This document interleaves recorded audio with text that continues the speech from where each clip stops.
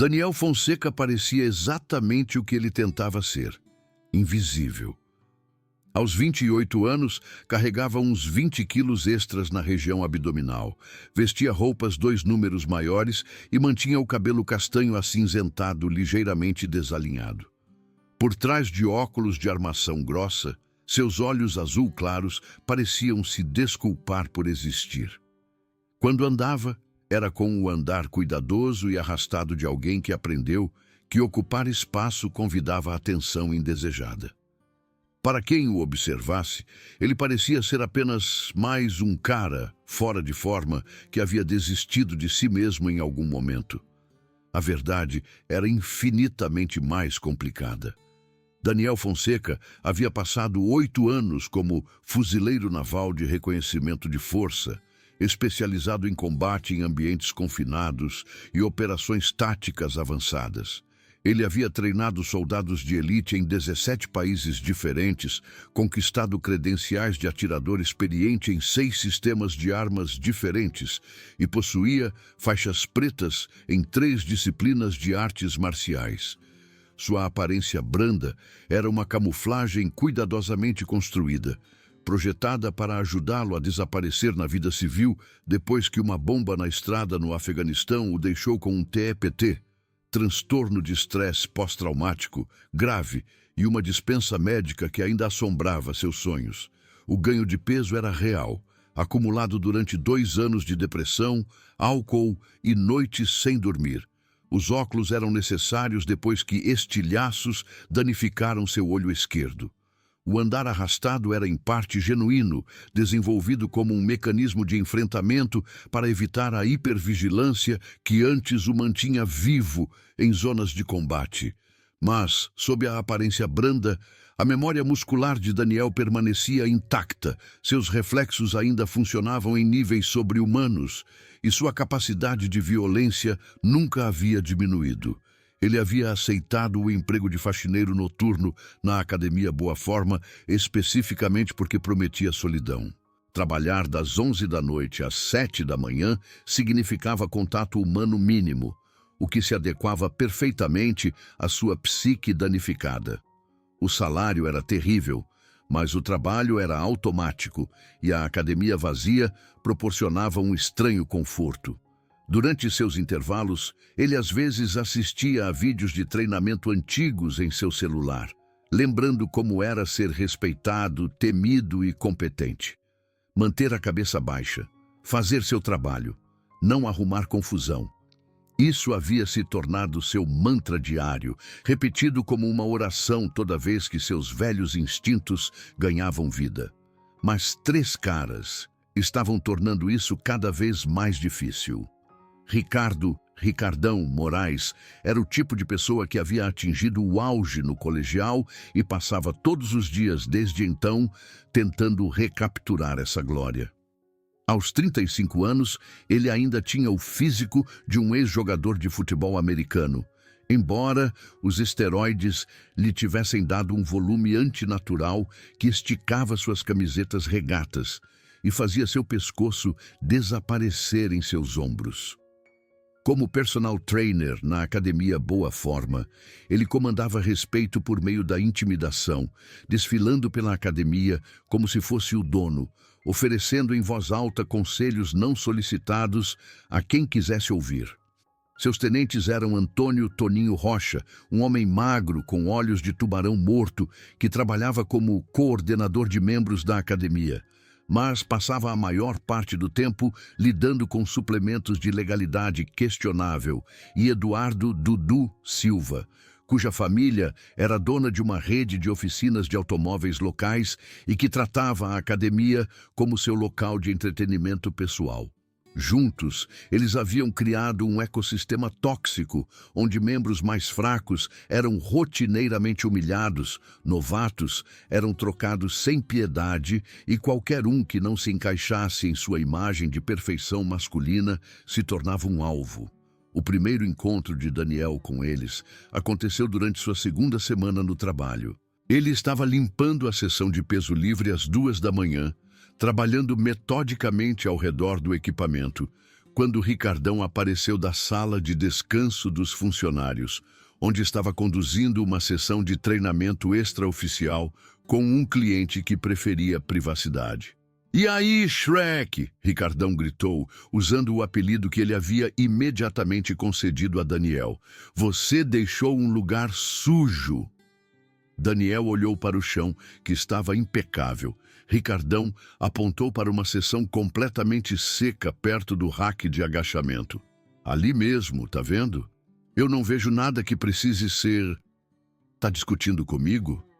A voz de Ricardão carregava a particularidade que os valentões usavam ao estabelecer dominância.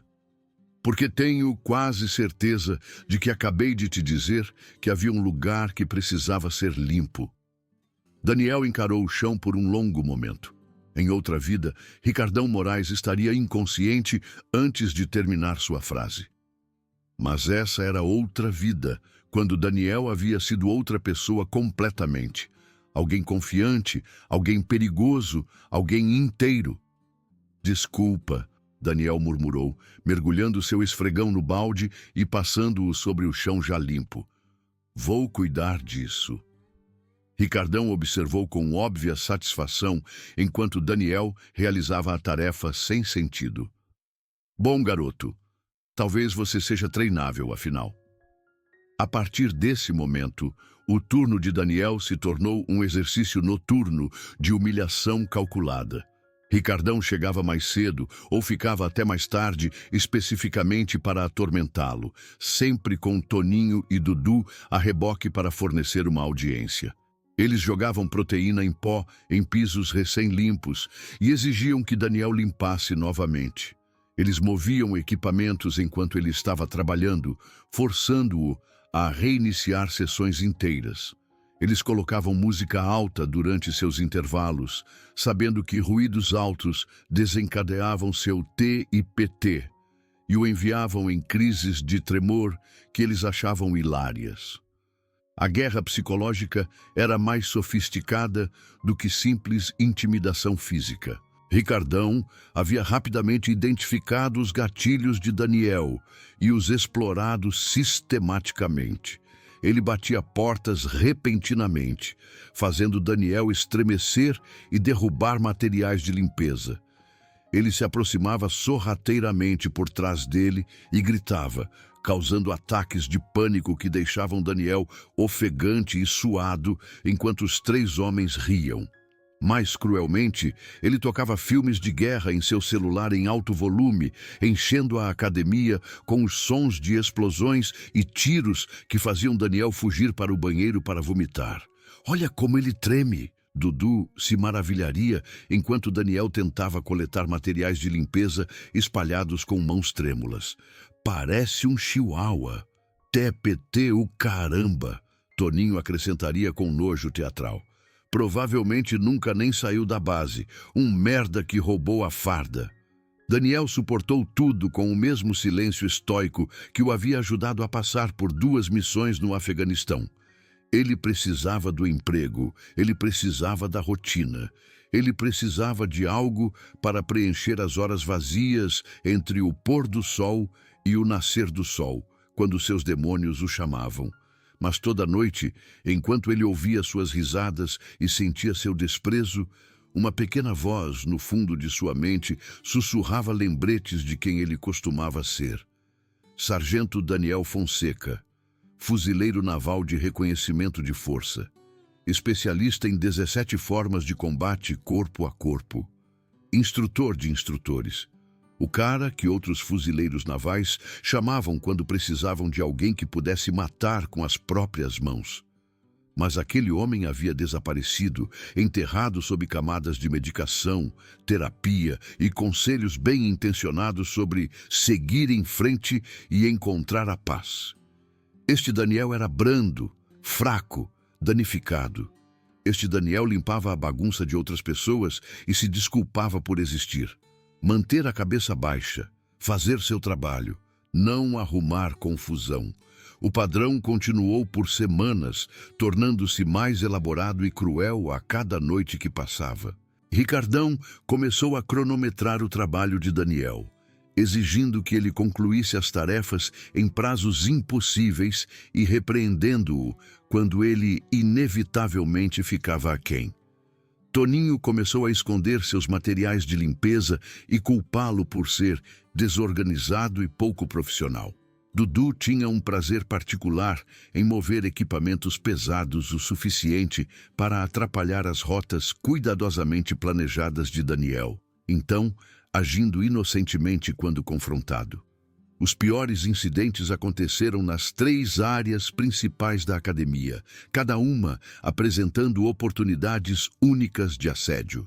Na sessão de cardio, eles ligavam todas as esteiras na velocidade máxima enquanto Daniel tentava limpar ao redor delas, criando um labirinto de máquinas perigosas que ele tinha que navegar enquanto carregava suprimentos. A área de peso livre se tornou uma provação onde eles, acidentalmente, derrubavam placas enquanto ele trabalhava, criando ruídos altos que o enviavam para estados de pânico desencadeados. Mas era no vestiário onde eles realmente se destacavam na tortura psicológica, usando o espaço fechado e a acústica ecoante para amplificar cada palavra cruel e risada zombeteira. O ponto de ruptura de Daniel estava se construindo há semanas, mas o catalisador final veio em uma noite úmida de quinta-feira em outubro. Ele estava se sentindo particularmente instável naquele dia, tendo passado a tarde no Hospital da Marinha para um ajuste de medicação que o deixou enjoado e desorientado. Seu terapeuta havia cancelado sua consulta, deixando-o sem sua sessão de enfrentamento habitual antes do trabalho. No momento em que chegou à academia Boa Forma, suas mãos já estavam tremendo e sua visão periférica estava cheia dos movimentos sombrios que sinalizavam um ataque de ansiedade iminente. Ele deveria ter ligado dizendo que estava doente. Ele deveria ter reconhecido os sinais de alerta e se retirado da situação. Mas Daniel Fonseca nunca havia aprendido a desistir. E seu orgulho teimoso de fuzileiro naval não o deixaria começar agora. Ricardão estava esperando por ele no estacionamento dos funcionários, encostado no Honda Civic, surrado de Daniel com Toninho e Dudu, flanqueando-o como guarda-costas. Os 3 homens estavam claramente bêbados, garrafas de cerveja vazias espalhadas ao redor da caminhonete levantada de Ricardão, seus olhos brilhando com malícia alimentada pelo álcool. Ora, ora! Ricardão gritou quando Daniel se aproximou. Olha quem decidiu aparecer para o trabalho. Como está nosso herói de guerra favorito esta noite? A ênfase zombeteira em herói de guerra fez o estômago de Daniel se contrair. Ele tentou contorná-los, mas Dudu entrou em seu caminho. Ricardão te fez uma pergunta, gordão, Dudu murmurou. O mínimo que você pode fazer é responder. Estou bem, Daniel murmurou, olhando para o chão. Só estou aqui para trabalhar. Só estou aqui para trabalhar, Toninho repetiu em uma voz aguda. Meu Deus, ouça ele. Parece um ratinho assustado. Ricardão se afastou do Honda e circulou Daniel lentamente, um predador avaliando uma presa ferida. Sabe o que eu estava dizendo para os caras? Eu estava dizendo como é incrível que alguém como você tenha passado pelo treinamento básico. Quer dizer, olhe para você. Você é brando, você é fraco, você se assusta com barulhos altos como uma vadia. As mãos de Daniel se fecharam em punhos ao lado do corpo, mas ele permaneceu em silêncio. Ricardão notou o gesto e sorriu. Oh, o que é isso? O gordinho quer brigar? Isso é hilário. Ricardão empurrou o ombro de Daniel, não forte o suficiente para derrubá-lo, mas o suficiente para fazê-lo tropeçar. Vamos lá, cara durão. Mostre-nos o que o grande e mau fuzileiro naval pode fazer. Não se envolva. Vá embora. Isso não vale a pena.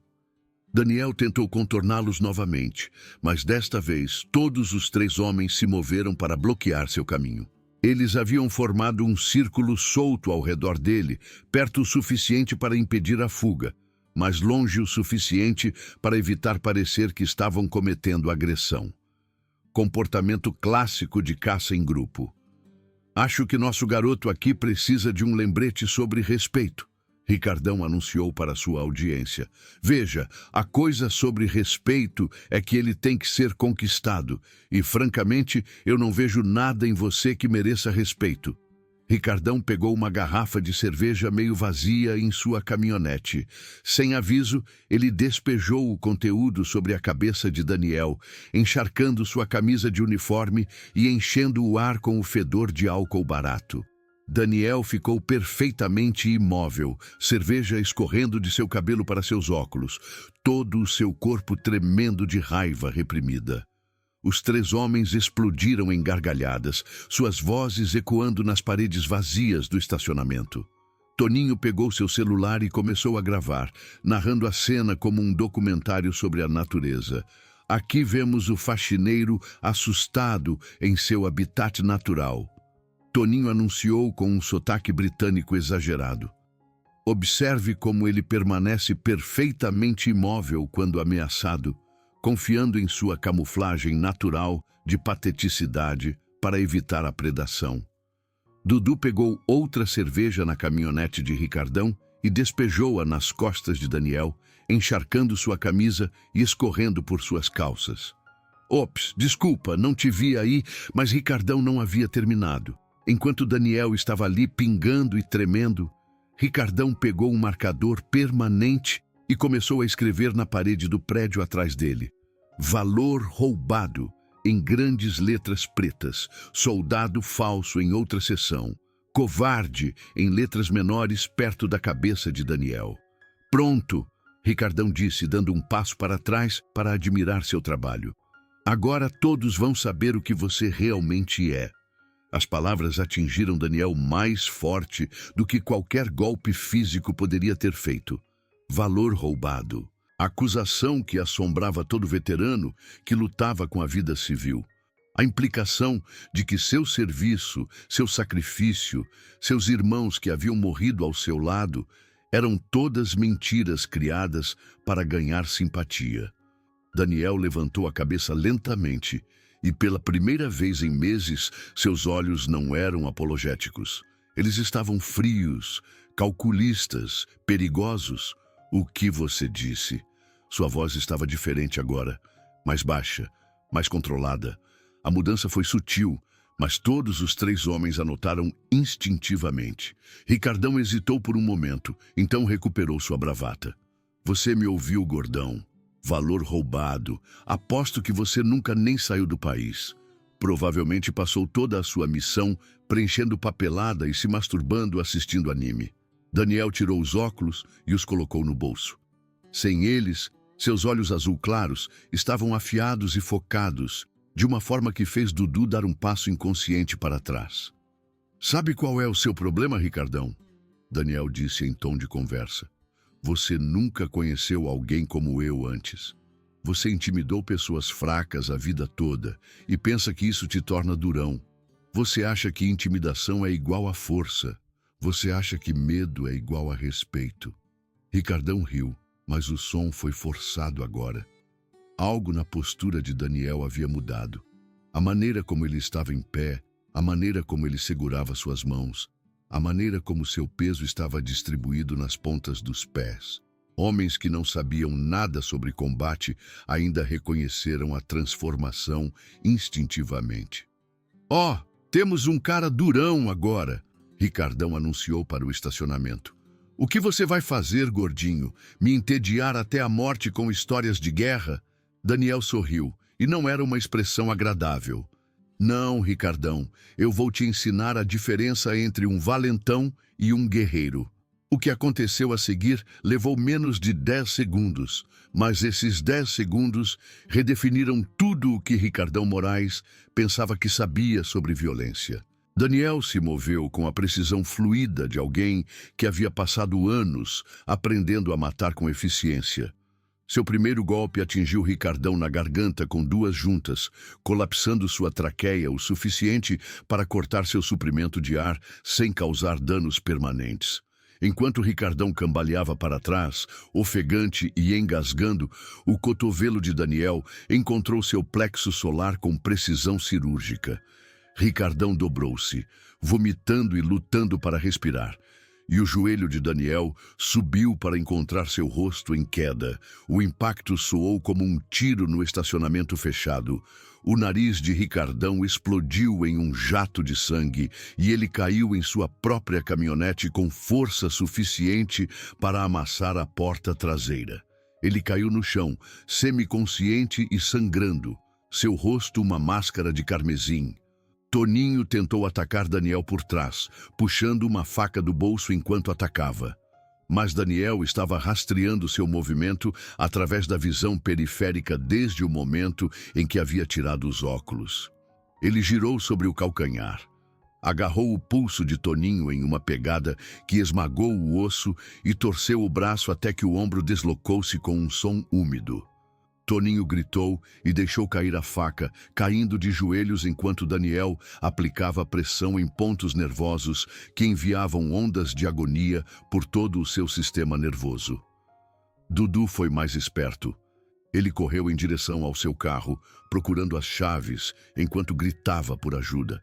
Mas o estacionamento estava vazio e Daniel cobriu a distância entre eles em 3 longas passadas.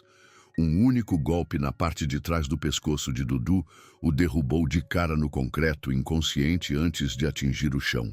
Todo o confronto durou exatamente 9 segundos. 3 homens que haviam passado meses aterrorizando Daniel agora jaziam quebrados e sangrando ao redor de seus pés, gemendo e choramingando como animais feridos. Daniel endireitou sua camisa e colocou seus óculos de volta. Quando falou, sua voz estava calma e medida, mas ressoou claramente pelo estacionamento silencioso. Deixem-me explicar algo para vocês, pedaços de merda, porque claramente seus pais não conseguiram ensiná-los a decência humana básica. Daniel ajoelhou-se ao lado de Ricardão, que estava lutando para se sentar contra sua caminhonete. Meu nome é Sargento Daniel Fonseca, Corpo de Fuzileiros Navais dos Estados Unidos, reconhecimento de força. Eu passei 8 anos ensinando outros fuzileiros navais como matar pessoas com as próprias mãos. Eu tenho 17 mortes confirmadas em combate em ambientes confinados e treinei mais de 300 soldados em operações táticas avançadas. Ricardão murmurou algo através de seu nariz quebrado, mas Daniel levantou a mão para pedir silêncio. Eu não terminei. Veja, vocês cometeram um erro fundamental de julgamento. Vocês presumiram que porque eu não revidei, eu não podia revidar. Vocês presumiram que porque eu era quieto, eu era fraco. Vocês presumiram que porque eu tenho T e PT, eu sou quebrado. Mas sabem o que o T e PT realmente é, Ricardão? É o que acontece com pessoas que viram e fizeram coisas que covardes como vocês não podem nem imaginar. Daniel olhou para Toninho, que estava embalando seu braço deslocado e soluçando. Toninho, você me chamou de valor roubado. Sabe o que isso significa? Significa fingir ser algo que você não é para ganhar o respeito que você não conquistou. Tipo como você finge ser durão, intimidando pessoas que você acha que não podem revidar. Ele se levantou e caminhou até Dudu, que estava começando a recuperar a consciência. E Dudu, seu tolo lindo e estúpido, você riu dos ataques de pânico de um veterano de combate. Você achou o TEPT engraçado. Bem, deixe-me mostrar como é um ataque de pânico de verdade. Daniel ajoelhou-se ao lado de Dudu e aplicou pressão em um aglomerado de pontos nervosos ao longo de seu pescoço e ombro. Os olhos de Dudu se arregalaram de terror enquanto seu sistema nervoso falhava, enviando-o em espasmos incontroláveis de medo e desorientação. É com isso que eu vivo todos os dias, Daniel explicou calmamente.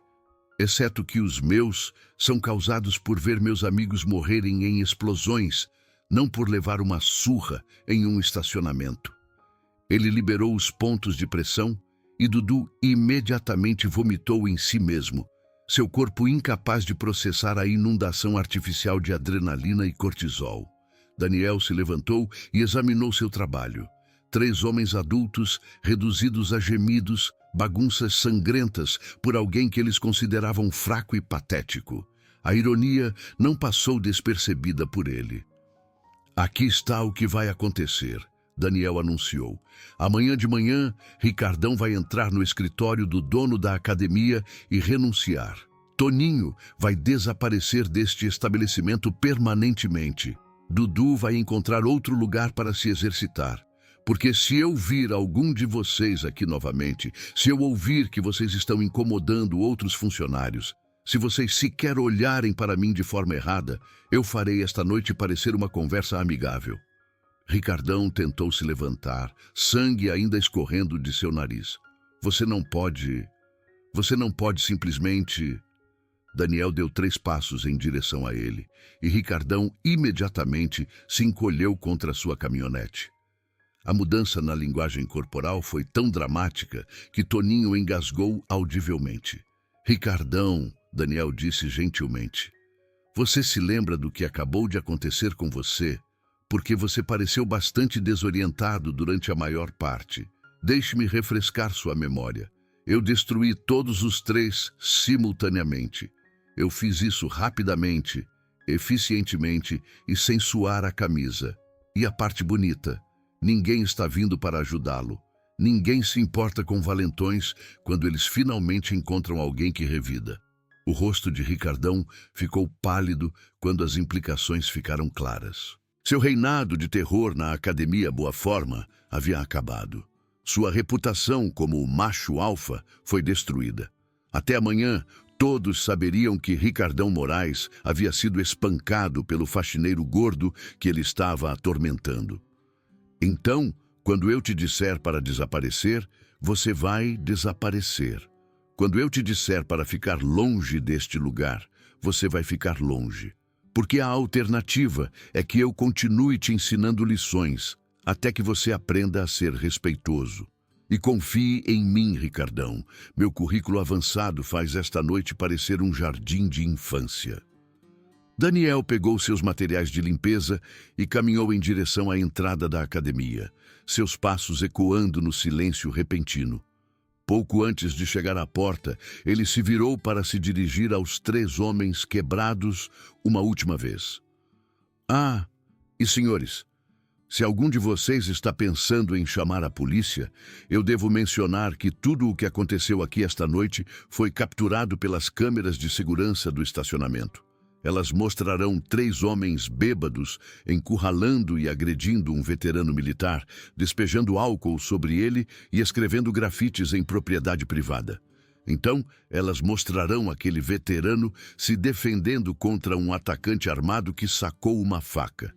Tenho certeza de que um júri achará isso muito interessante. Toninho olhou para a faca que havia derrubado, percebendo pela primeira vez o quão completamente ele havia se incriminado. Durmam bem, rapazes, Daniel disse agradavelmente e desapareceu na academia. A manhã seguinte trouxe uma transformação completa da estrutura de poder na Academia Boa Forma. Ricardão Moraes limpou seu armário e saiu sem explicação, alegando que havia encontrado melhores oportunidades em outro lugar. Toninho Rocha nunca mais voltou à academia, e rumores circularam de que ele havia deixado a cidade completamente. Dudu Silva mudou sua inscrição para uma instalação do outro lado da cidade, dizendo a todos que perguntavam que ele precisava de uma mudança de cenário. Daniel continuou trabalhando em seu turno da noite, mas algo fundamental havia mudado. Os outros funcionários que haviam testemunhado meses de assédio e não disseram nada, agora se esforçavam para cumprimentá-lo respeitosamente. O dono da academia, um ex-fuzileiro naval, fez questão de verificar seu conforto e bem-estar. Até mesmo os membros que se exercitavam durante seu turno, os entusiastas do fitness matinal e os trabalhadores por turnos começaram a reconhecê-lo com acenos de cabeça e conversas amigáveis. Mas talvez a mudança mais significativa estivesse no próprio Daniel. O confronto havia despertado algo que meses de terapia e medicação não haviam conseguido tocar. Não a violência. Isso sempre esteve lá, cuidadosamente contido e controlado. Era a confiança, o autorrespeito, o reconhecimento de que ser uma vítima era uma escolha, não uma condição permanente. Ele começou a cuidar melhor de si mesmo, perdendo peso gradualmente e vestindo roupas que realmente serviam. Ele começou a fazer contato visual com as pessoas em vez de olhar para o chão. Mais importante, ele parou de se desculpar por existir e começou a ocupar o espaço que merecia. O TEPT não desapareceu da noite para o dia. Ele ainda tinha ataques de pânico quando desencadeado por ruídos altos ou movimentos repentinos. Ele ainda tomava medicação para depressão e ansiedade.